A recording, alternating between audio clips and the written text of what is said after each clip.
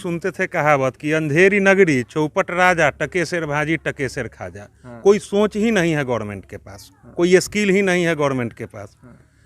जनाबे गालिब का एक शेर मुझे याद आता है इस बात पर कि धरा बेच देंगे वो गगन बेच देंगे, धरा बेच देंगे वो गगन बेच देंगे, अरे कली बेच देंगे वो सुमन बेच देंगे। धरा बेच देंगे, गगन बेच देंगे, कली बेच देंगे, वो सुमन बेच देंगे। ये तब संभव है कि कलम के सिपाही अगर सो गए तो वतन के सिपाही वतन बेच देंगे। तो ये कलम के सिपाही आप लोग जागृत रहिए, नहीं तो ये वतन के जो सिपाही हमारे मोदी हैं और नीतीश, ये दोनों तो वतन बेचने पर लगे हुए हैं।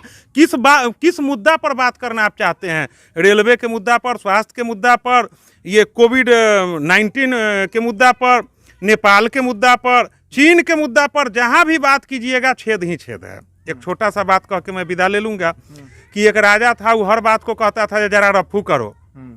तो रफूगर को कहा जाए कि फिर सो जरा इस बात को रफू करो, तो कहा जाए तब हमारा है मालिक की रफू ना हो। तो हमारा है इस गवर्नमेंट में, जिस गवर्नमेंट की बात आप लीजिए, नीतीश कुमार की बात हो या मोदी जी की बात हो। मोदी जी के बारे में आप लोग कहते हैं कि इनकी छवि मुस्लिम विरोधी की है। मोदी जी ने तो हमें शर्मसार किया, जो पाकिस्तान गए थे नवाज शरीफ के यहाँ दावत खाने, और आप मीडिया वाले लोग हैं, आप जानते हैं जब पेनाल्टी आपके देश को भरना पड़ा, क्या इसका जवाब है किसी के पास? मैं एक मुद्दा उठा रहा हूँ, ज़्यादा नहीं। ऐसा घनेरों मुद्दा है, सैकड़ों मुद्दा है जो एक श्वास में मैं बता सकता हूँ। तो अब की बार क्या लगता है, नीतीश कुमार एनडीए की सरकार आएगी? मेरा दूसरा बात कहना है इस पर। मेरा कहना यह है कि लोहिया जी का एक सिद्धांत था कि रोटी और सत्ता बदलते रहने का चीज है।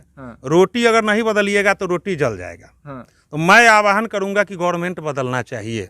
सिर्फ दुष्यंत कुमार की ये गजल है कि सिर्फ हंगामा खड़ा करना मेरा मकसद नहीं, सिर्फ हंगामा खड़ा करना मेरा मकसद नहीं, मेरी तो कोशिश है कि सूरत बदलनी चाहिए। तेरे सीने में न सही, मेरे सीने में ही सही हो कहीं पर, लेकिन हो किसी के सीने में ही, लेकिन आग जलनी चाहिए। इस पर्वत से, इस हिमालय से भी कोई पीर पर्वत निकलनी चाहिए। गवर्नमेंट बदलनी चाहिए, सत्ता किसी की बपौती नहीं है। तो अब जो है अमित शाह ने रैली की शुरुआत की है यहाँ पर, वर्चुअल रैली की। इस बात को मैं पहले भी कर चुका हूँ, और उन्होंने कहा कि एनडीए के नेतृत्व में जो है करेंगे। इसके बाद जो है सबसे पहले शुरुआत जो है अमित शाह ने की है, वो भी कोरोना काल के बीच में। इस पर क्या कहेंगे आप? कहना यह है कि जो भी कुछ हो रहा है, मैंने पहले ही कहा है, बिहार गवर्नमेंट और सेंट्रल गवर्नमेंट, मैंने पहले ही कहा है रफू के बारे में, एकदम सिस्टमलेस है। कोई सोच नहीं है, कोई स्किल नहीं है। आप जरा देखिए तो कि आपका वित्तीय प्रबंधन कैसे चल रहा है। आप वो समय ख्याल कीजिए जब नरसिम्हा राव जी से पहले चंद्रशेखर जी की गवर्नमेंट थी, तो सोना आपका गिरवी रखा गया था, आप कहाँ थे? अभी आप कहाँ हैं? अभी आप कहाँ हैं? नरसिम्हा राव जी के समय में इकोनॉमिकल ग्रोथ भागा, अभी आप कहाँ हैं? इनके वित्त मंत्री से जरा पूछा जाए कि आपका वित्तीय प्रबंधन कैसा है। और तो अमित शाह जी तो हमारे होम मिनिस्टर हैं, अमित शाह जी के पास तो सिर्फ, या हमारे मोदी जी जो हैं वो कहेंगे बताइए सड़क बननी चाहिए, बताइए रोड बननी चाहिए। तो कलाकारी करते हैं, नौटंकी करते हैं। वो तो कहीं से मेरे ख्याल से शासक है नहीं। शासक के पास जो नियम है, जो सिद्धांत है, उसका तुलसीदास जी ने जिक्र किया है कि साम दाम अरुदंड विभेदा निर्पुर बसहि कहीं जस बेदा। चारों चीज शासक में होना चाहिए। शासक एक चीज से नहीं चलता है, शासन एक चीज से नहीं चलता है। और दिनकर की पंक्ति है कि यह राही कहना अपनी सरकार से कि शासन चलती तलवार से। शासन चलाने का तमीज, शासन चलाने का लूर अमित शाह जी में नहीं है और न कभी होगा। आप बहुत अच्छी शायरी बोलते हैं, बहुत अच्छा लगा। एक सवाल ये भी पूछना चाहूँगा मैं आपसे कि 20 लाख करोड़ रुपए की पैकेज की घोषणा की थी केंद्र सरकार ने, कहा था 20 लाख करोड़।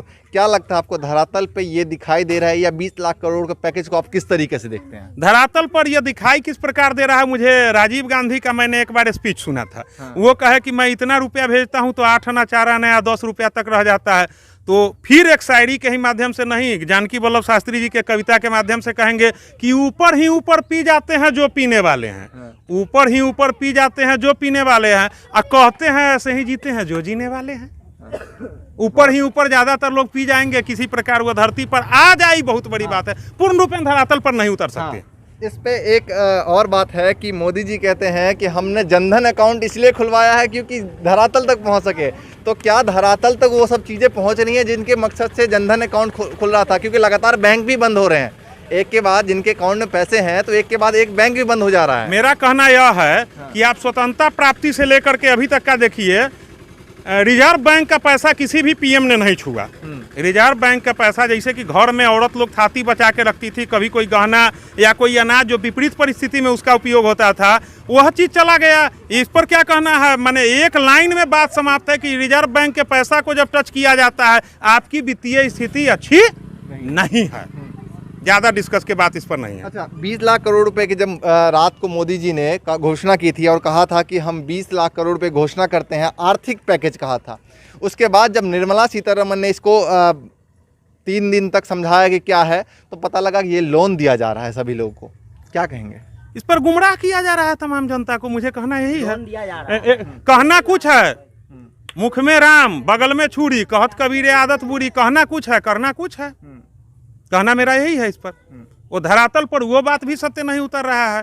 हकीकत में क्या है? फिर एक बात कहेंगे जो झूठा ही लेना, झूठा ही देना, झूठा ही भोजन, झूठ चबेना। मोदी जी बोले तब, चाहे नीतीश कुमार जी बोले तब, या अमित शाह जी बोले तब, 3 व्यक्ति का नाम खास करके चल रहा है। तीनों सिर्फ झूठ बोलने में विश्वास करते हैं, कर्म में उन लोगों को विश्वास नहीं है। एक चाइना के मुद्दे पे चूंकि यहाँ बात चल रही थी, तो एक सवाल ये भी पूछना चाहूँगा कि चाइना को लेकर जो है वो मोदी जी ने कहा कि हम लोग जो है हमारे कोई सैनिक चाइना में नहीं है। अगले दिन जो है 10 सैनिक को रिहा किया गया।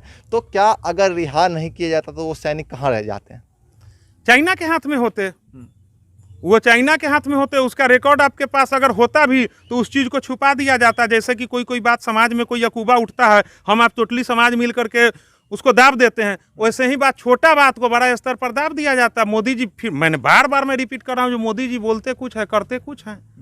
उनके बोली पर कोई भरोसा ही नहीं है। लगता नहीं है कि एक प्रधानमंत्री बोल रहा है, एक प्रधानमंत्री के बोलने का स्किल उनमें है। यह बात तो कुछ झलकता नहीं है, मेरे ख्याल से तो नहीं झलकता है।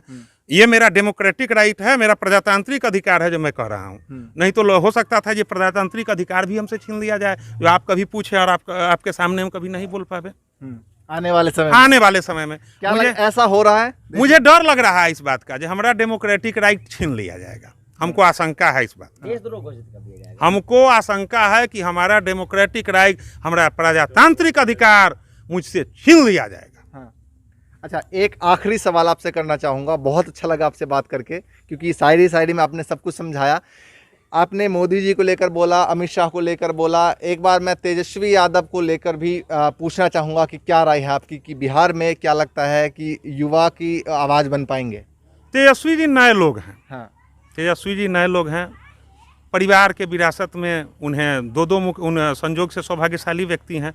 उनके पिताजी, उनके माताजी दोनों मुख्यमंत्री रहे हैं। हम उनसे यही अनुरोध करेंगे, इसके माध्यम से अन्य लोगों ने कहा है कि पुरानी गलती को नहीं दोहरावे जो अन्य लोगों के पास था। मैं साफ वही वाला लोग हूँ।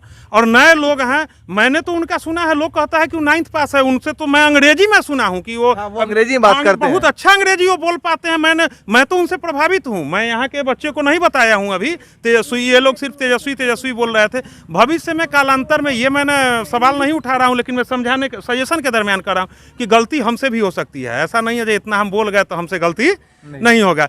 तेजस्वी जी पूर्व के बात को, तेजस्वी जी का एक राजनीतिक परिवेश में, राजनीतिक परिवार में पूर्ण रूपेण, जहां अफसर को कैसे गाइड किया जाता है, आईएएस को कैसे गाइड किया जाता है, आईपीएस को कैसे गाइड किया जाता है, उसमें वो परिपूर्ण है। हमारी संभावना है कि वो आगे अगर बिहार की गद्दी को संभालेंगे तो सही ढंग से संभाल पाएंगे। कांग्रेस से कुछ दिख रही है बिहार में थोड़ा बहुत? कांग्रेस तो बिहार में दिख ही रही है। कांग्रेस, देखिए, कांग्रेस के बारे में एक ही बात कहेंगे कि कांग्रेस का हिंदी होता है विचार सभा, और विचार कभी समाप्त नहीं होता है। हाँ, वो विचार ही कर रहे हैं। विचार नहीं, कांग्रेस का हिंदी होता है विचार सभा, और विचार कभी मनुष्य से समाप्त नहीं होता, इसलिए कांग्रेस कभी समाप्त नहीं है। अच्छा, चलता रहेगा आने वाला दिन, यानी कि बिहार में भी